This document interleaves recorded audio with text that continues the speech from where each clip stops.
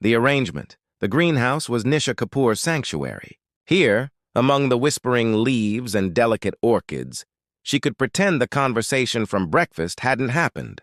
Her trembling hands carefully transferred a small seedling to fresh soil as her mind replayed her grandfather's words. "It is decided, Nisha. The Malhotras have accepted our proposal. You will meet Vikram next month when he returns from Singapore." At 26, Nisha had hoped her impressive credentials, a PhD in botanical sciences and a research position at the prestigious National Botanical Institute, might shield her from the traditional expectations of her family. She'd been wrong. Her grandfather, Darshan Kapoor, was the last patriarch of their once royal lineage, and his word was still law in their household, even in modern Mumbai. "You hardly touched your food," came a soft voice from the doorway. Nisha's mother, Priya, entered the greenhouse, her elegant sari catching briefly on a terracotta pot. "I'm not hungry," Nisha replied, pressing the soil more firmly than necessary around the seedling. "How can Dadaji do this? It's 2025, not 1925, Priya sighed, touching a nearby fern with delicate fingers. "Your grandfather believes he's securing your future. The Malhotras are a good family. Their hotel chain spans 3 continents. So I'm a business merger? An acquisition?" Nisha set down her trowel with enough force that several pots rattled. "I don't care about their hotels or their money. I've never even met Vikram. Your father and I had an arranged marriage," Priya reminded her, though her voice held no rebuke. "We found love after the wedding, and I'm supposed to just hope for the same luck." Nisha gestured to the research papers scattered on her small desk in the corner. "I'm finalizing a grant proposal that could fund my research on sustainable agriculture in drought-affected regions for the next 5 years. That's my passion, not being someone's perfect wife." Her mother's eyes softened. "No one said you must give up your work. Times have changed, even if your grandfather hasn't." Nisha shook her head. "Have they? When was the last time you saw Mrs. Malhotra at a scientific conference rather than a charity gala? Their family expects a certain type of daughter-in-law." Later that evening, Nisha sat cross-legged on her bed, scrolling through her phone. A social media search had yielded dozens of photos of Vikram Malhotra, always in impeccable suits, always surrounded by business associates or socialites, always wearing the same practiced smile that revealed nothing. A text from her best friend Roshni flashed on her screen. "Did some digging. Your future husband graduated top of his class at London Business School. Took over international operations at 27. Never married, but linked to several models and actresses. No scandals, though," Nisha typed back. "Great. A workaholic playboy with family money. My dream man," Roshni replied immediately. "Give him a chance. Maybe he's dreading this as much as you are." Nisha doubted it. Men like Vikram Malhotra always had choices.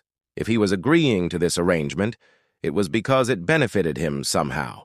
Perhaps her family's historical connections, or the prestige of their name, or maybe just to please his parents. As night fell, Nisha returned to the greenhouse, finding peace among her plants. A rare night-blooming cereus was opening its petals, a once-a-year event she'd been monitoring for weeks. She watched as the magnificent white flower unfurled in the moonlight, releasing its sweet fragrance into the air. "You only bloom for one night," she whispered to the flower. "But at least you get to choose when." The encounter, the Oceanside Charity Gala, was exactly as Nisha had imagined it. Ostentatious displays of wealth thinly veiled as philanthropy. Crystal chandeliers reflected off polished marble floors, while Mumbai's elite circulated through the grand ballroom of the Malhotra's flagship hotel. Nisha adjusted her emerald silk sari, feeling both overdressed and underdressed simultaneously. "Stop fidgeting," her grandfather whispered. "The Malhotras will be here any moment."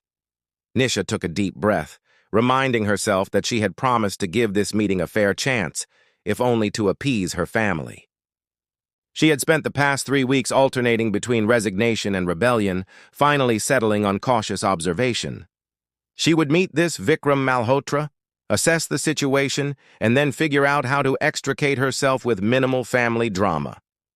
"Darshan ji, how wonderful to see you," boomed a voice that could only belong to Rajiv Malhotra. the hotel magnate whose face regularly appeared in business magazines. Introductions flowed around Nisha like water, her responses automatic and polite. She noted Mrs. Malhotra's appraising glance at her simple jewelry and the subtle nod of approval that followed. Then the circle parted, and there he was. Vikram Malhotra was taller in person than he appeared in photographs, his shoulders broader under his impeccably tailored charcoal suit. His features were sharp but harmonious, with intelligent eyes that seemed to take in everything at once. What surprised Nisha most was the slight awkwardness in his stance, a barely perceptible tension that contradicted his public image of effortless confidence. "It's a pleasure to finally meet you, Dr. Kapoor," he said, his voice lower and warmer than she had expected. "Your work on indigenous seed preservation is remarkable." Nisha blinked, momentarily thrown off guard. "You've read my research papers?" A ghost of a genuine smile crossed his face. "All three of them. Your methods for combining traditional knowledge with modern conservation techniques are innovative. I have questions about your approach to community engagement, if you wouldn't mind discussing it later."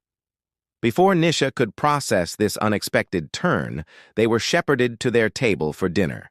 Conversation flowed around them: business prospects, mutual acquaintances, weather patterns, while Nisha tried to reconcile the man beside her with the image she had constructed in her mind.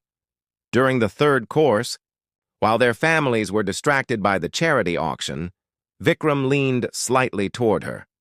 "I should apologize," he said quietly. "For what?" "For this situation. I know neither of us chose it." His eyes met hers directly, without pretense. "My father informed me of our arrangement 2 months ago. I considered refusing, but then I researched your work and became curious." Nisha set down her fork. "Curious about what? Whether I'd make a suitable corporate wife?" To her surprise, he laughed, a genuine sound that transformed his features. "Hardly.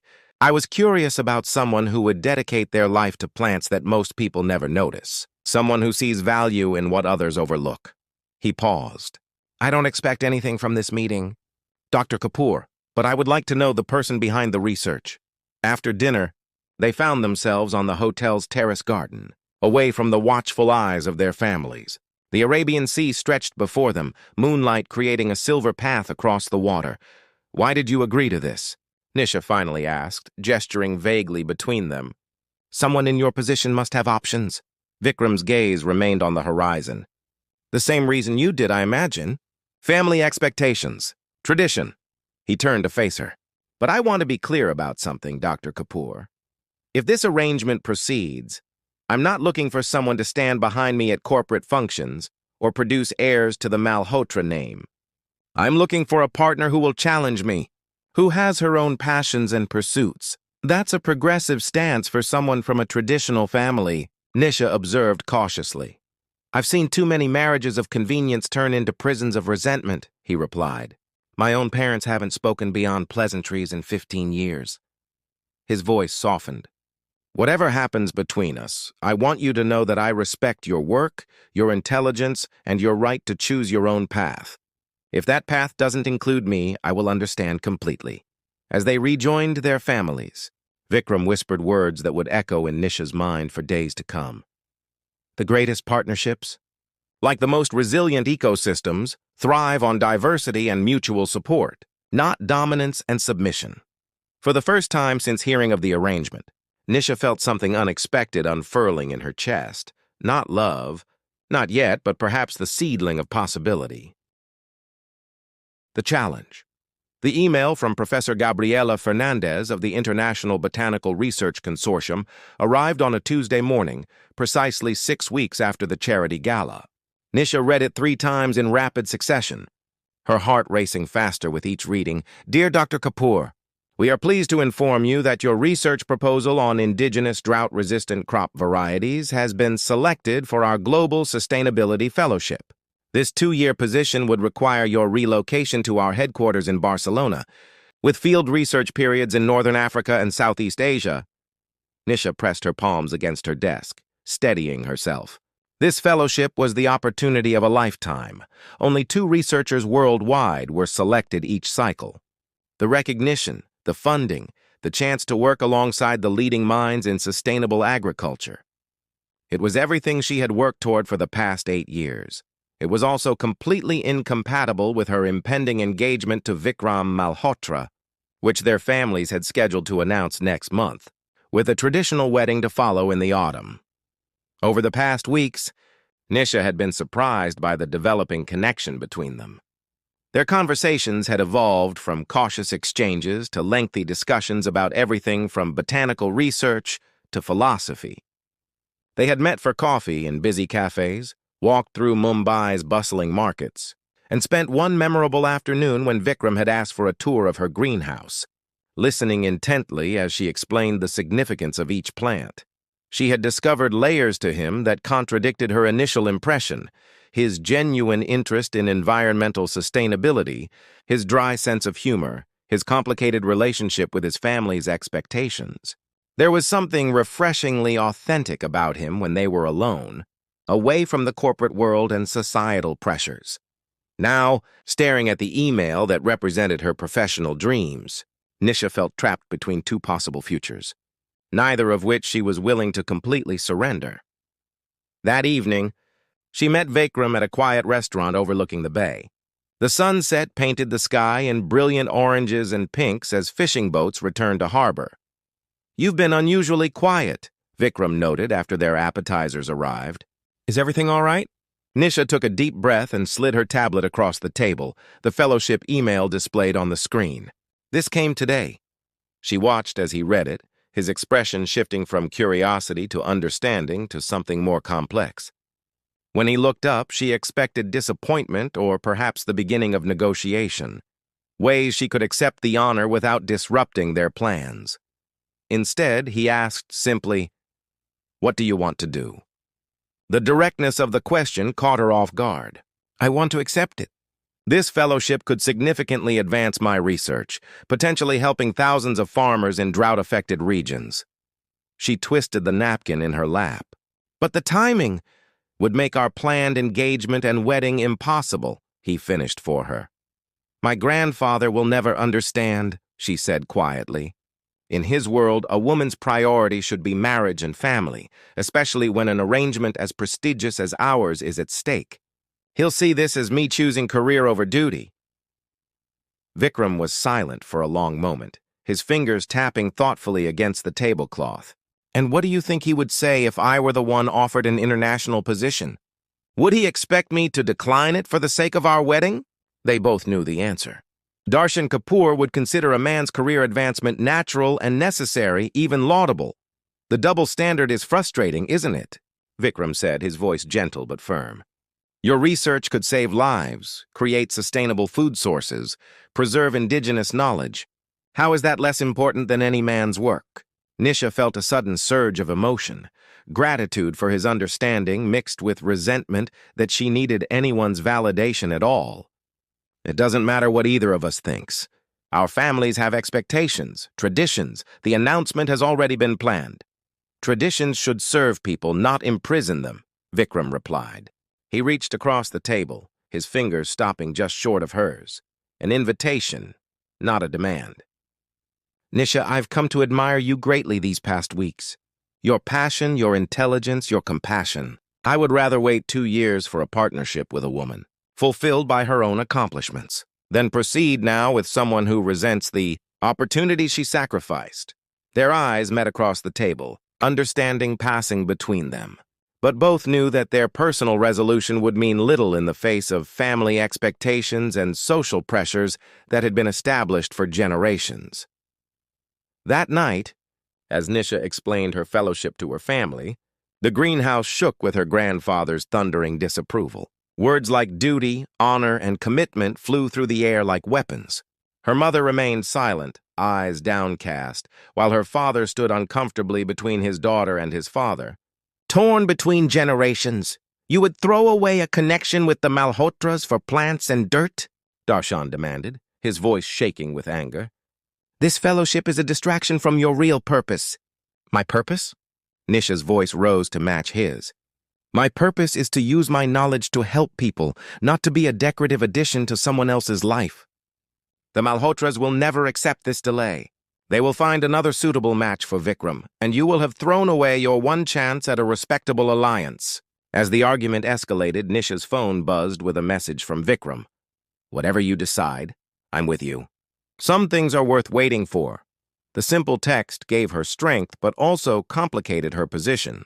Was she fighting for her independence, or for a different kind of partnership than the one her grandfather envisioned? And could she find a path that honored both her ambitions and the family bonds that, despite everything, she still cherished? The stand the Malhotra family compound sprawled across 2 acres of prime Mumbai real estate, its gardens meticulously maintained to showcase exotic flowers from around the world. Ironic, Nisha thought as she followed Vikram through the manicured pathways, that a family who valued ornamental beauty so highly couldn't see the importance of her work with plants that actually sustained life. "Are you sure about this?" she whispered, her stomach clenching with anxiety. "Your parents could disown you."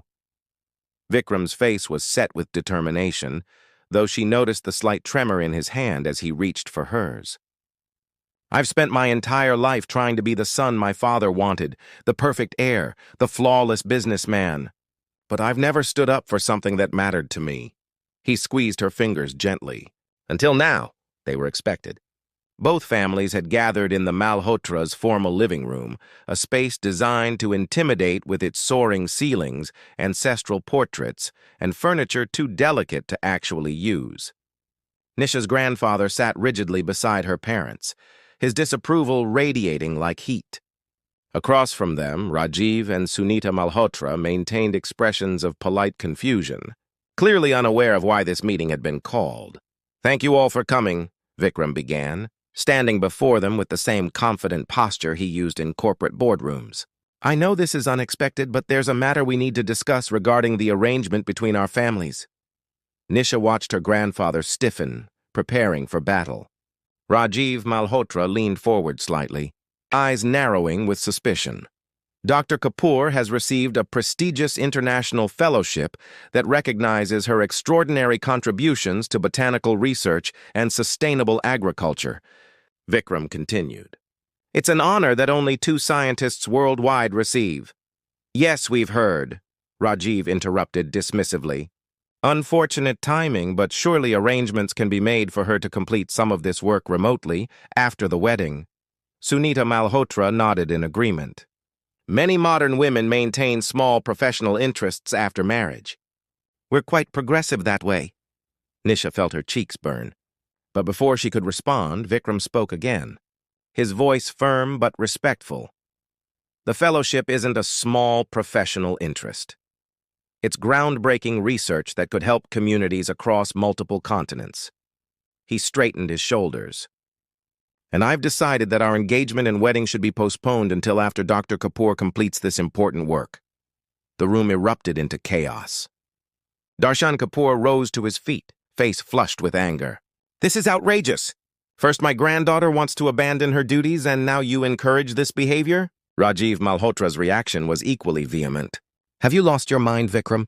We've spent months planning this alliance. The merger with Peninsula Hotels depends on strengthening our relationship with the Kapoor family." "So that's what this is about," Nisha said quietly, the pieces falling into place. "A business merger." "Of course it is," Rajiv snapped, momentarily forgetting his decorum. "All marriages at our level are about aligning interests. The Kapoor name still carries weight in certain circles. Despite their reduced circumstances," Darshan's face darkened at the implied insult. But Vikram spoke before the situation could deteriorate further. "Father, with all due respect, this is exactly why I'm taking this stand. You've reduced a life partnership to a business transaction." His voice softened as he looked at Nisha. "But I've come to know Dr. Kapoor as a brilliant scientist, a compassionate person, and someone I genuinely admire. I would rather wait 2 years and marry a woman who has fulfilled her potential than proceed now with an arrangement that diminishes her." Sunita Malhotra gave an exaggerated sigh. "This is all very romantic, Vikram, but be realistic. In 2 years, she'll be nearly 30. And who's to say her career ambitions will end with this fellowship? First, it's 2 years in Barcelona, then perhaps another research position elsewhere. When will family become a priority? When it's a choice, not an ultimatum, Vikram replied evenly. Then he did something that shocked everyone in the room. He turned to face both sets of parents and performed a formal pranam, bending to touch their feet in the traditional gesture of respect. Rising, he continued with quiet dignity. I honor the wisdom and traditions that have guided our families, but some traditions deserve to evolve. The greatest respect I can show to our heritage is to build a marriage on mutual respect and support, not obligation and compromise. He moved to stand beside Nisha. If postponing our engagement means losing the Peninsula Hotel's merger, so be it. If it means disappointing our families, I will bear that burden. But I will not ask Dr. Kapoor to choose between her life's work and our arrangement. The silence that followed was deafening. Nisha felt tears prickling behind her eyes, not from sadness, but from a profound sense of being truly seen and valued, perhaps for the first time in her life. Finally, surprisingly, it was her mother who broke the silence. Priya Kapoor, who had always been the quiet mediator, the keeper of peace, rose from her seat and approached her daughter and Vikram. When I married into the Kapoor family, she said softly, I gave up a scholarship to study classical dance. It was expected. I don't regret the family we built, but I've always wondered what might have been. She turned to face her father-in-law. Perhaps it's time we allow the next generation to write their own story, Father. Darshan began to protest, but Nisha's father placed a restraining hand on his shoulder. The world is changing, Papa. Perhaps we should listen. As they left the Malhotra compound that evening, nothing was resolved, but something fundamental had shifted. The engagement wasn't officially postponed. That would require more negotiation, more compromises. But Vikram had taken a stand that couldn't be ignored or easily dismissed. Under the canopy of stars, he turned to Nisha. I meant what I said in there. Whatever happens with our families, I support your decision to accept the fellowship. Why? She asked, still processing the events of the evening. You barely know me. Why risk everything, your family's approval, your position in the company, the merger, for someone you might not even want to marry in 2 years? Vikram's expression was thoughtful as he looked up at the night sky. Because some things are worth fighting for. Not just you, though I do find myself increasingly drawn to you, but the principle. The idea that we can honor our families and traditions while still creating space for growth and change. He smiled slightly. Perhaps that makes me an idealist. Perhaps it makes you the kind of partner worth waiting for, Nisha replied. And for the first time, the word partner felt like a possibility rather than a sentence. The bloom 2.5 years later, the morning sun filtered through the canopy of the research greenhouse in Barcelona, casting dappled shadows across rows of experimental crops. Nisha adjusted the irrigation system for a section of drought-resistant millet, making notes on her tablet as she worked. After nearly 2 years of intensive research across 3 continents, the fellowship was drawing to a close, its results exceeding even the consortium's ambitious expectations. Her phone chimed with a video call. Vikram, right on schedule despite the time difference. His face appeared on screen, the Mumbai sunrise creating a golden halo behind him. Good morning from the other side of the world, he smiled. How's the final report coming along? Nearly finished? Nisha replied, settling onto a bench surrounded by greenery. The implementation guidelines for farmers are being translated into 14 languages. Professor Fernandez thinks we might receive additional funding to expand into South America next year. That's wonderful news, Vikram said, genuine pride evident in his voice. Though selfishly, I was hoping you might be ready to come home soon. Home. The word had acquired new dimensions over the past 2 years. While Barcelona had become a second home, Mumbai still pulled at her heart, especially now that it contained not just her family, but also the man whose patient support had never wavered despite the distance between them. Their relationship had evolved in unexpected ways. Weekly video calls had become daily conversations. Professional discussions had deepened into personal confidences. The arranged match had transformed into a genuine connection built on mutual respect, shared values, and, increasingly, love. Actually, Nisha said, I've been meaning to talk to you about that. Professor Fernandez offered me a permanent position here. She watched Vikram's expression carefully, searching for disappointment, preparing for the conversation they'd need to have about their future. Instead, he nodded thoughtfully. It's a prestigious offer. You've earned it. He paused, then added, You know I'd relocate if that's what you wanted. The European expansion of our sustainable hotel initiative could use a hands-on director. The offer touched her deeply, though it didn't surprise her. Over the past 2 years, Vikram had undergone his own transformation. After taking his stand regarding their engagement, he had gradually redirected the Malhotra Group toward environmental sustainability, converting their properties to renewable energy, implementing zero-waste policies, and most recently, launching a foundation that supported agricultural communities affected by climate change. Actually, Nisha said, I've decided to decline the position. I'm coming home, Vikram. Not because I have to, but because I want to. The Botanical Institute has offered me directorship of their new Sustainable Agriculture Division, with full research autonomy and implementation partnerships with farming collectives across India. Vikram's face brightened. Nisha, that's perfect. When did this happen? The offer came through yesterday. I wanted to be sure before I told you. She hesitated, then added, There's something else. My grandfather wants to speak with you. Vikram's eyebrows rose in surprise. Darshan Kapoor had maintained a frosty distance since the confrontation at the Malhotra compound, communicating with his granddaughter only through intermediaries, primarily her mother.